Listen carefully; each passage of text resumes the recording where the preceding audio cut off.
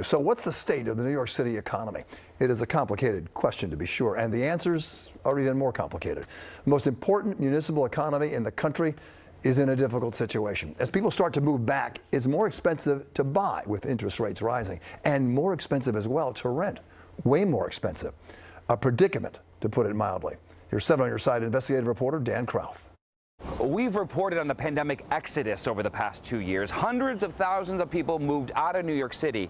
Now we're tracking a reversal in that trend. That, coupled with the economy, means prices could get even worse before they get any better. So many people moved out of New York City during the pandemic. Moving companies had to turn customers away.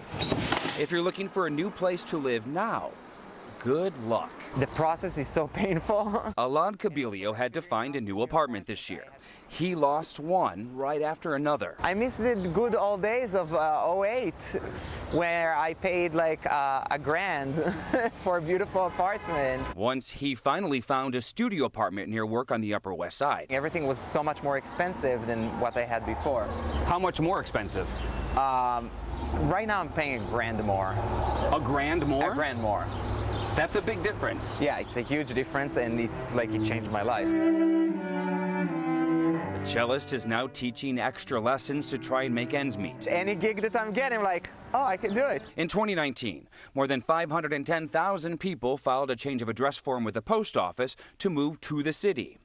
Last year, that number was up to 546,000.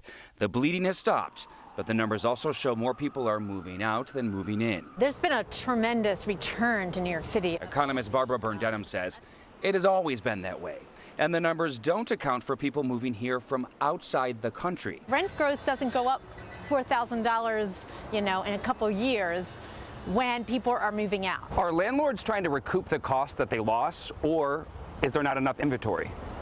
Well, it's both. But with the recent hike in interest rates, fewer people can afford to buy an apartment. My main conclusion is that I need to buy, but the problem now that the interests are going up. And while we hit new rental price records this year, some economists say prices will most likely continue to get even higher. When fewer people buy homes, more people rent, which means the demand for apartments goes up and rents go up. Welcome to New York City. Welcome to New York City.